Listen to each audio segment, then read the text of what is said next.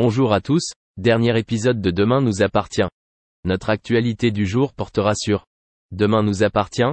Spoiler, Sarah critique Roxane, voulant gâcher l'anniversaire de sa fille. Sarah a réservé un billet de train pour la maison de sa mère pour l'anniversaire de leur fille. Elle voulait organiser une petite fête avant de partir. Roxane trouve le planning un peu serré. Chez The Spoon, Roxane trouve que fêter son anniversaire un jour plus tôt porte malheur. Mona confirme que c'est une bonne idée. Roxane demande à Bar de ne pas répondre à Sarah et de lui mentir.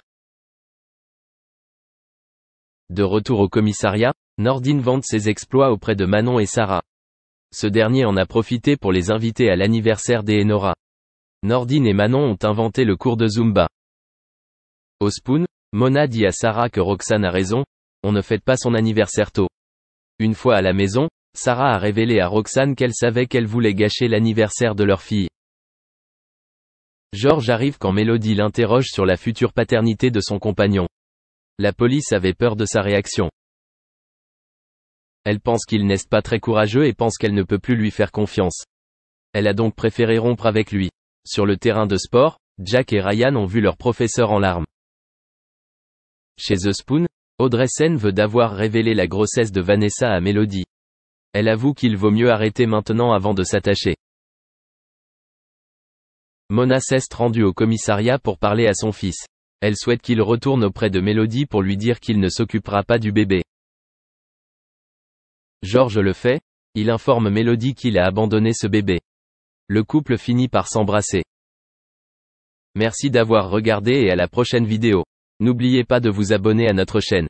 En attendant, dites-nous ce que vous en pensez dans la section commentaires ci-dessous.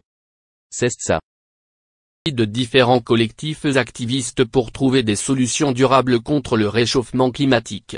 Or, Emmanuel Macron a fait lui aussi de ces questions des sujets importants durant son quinquennat. Il a notamment mis en place une convention citoyenne sur le climat. Mais ses efforts seraient vains dont en témoigne la déception des principaux acteurs citoyens de cette convention. Le fait que Marion Cotillard était invitée sur le plateau de C'est à vous sur France 5.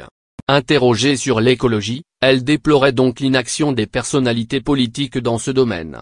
Et cela dans le monde entier. Selon elle, et divers experts, le monde court pourtant un grand trait danger. Si rien n'est fait, dans moins de 10 ans il y aura plus de plastique que de poissons dans les mers et les océans du globe.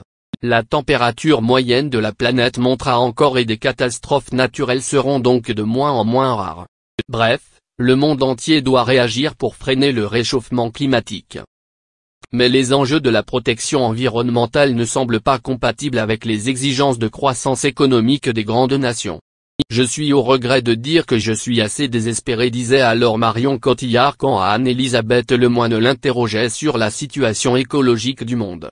Selon elle, les politiques ne sont plus ceux sur qui il faut compter. L'actrice aurait davantage confiance dans une prise de conscience et dans des actions citoyennes. Or, les propos de la militante écologique sont remontés aux oreilles d'Emmanuel Macron.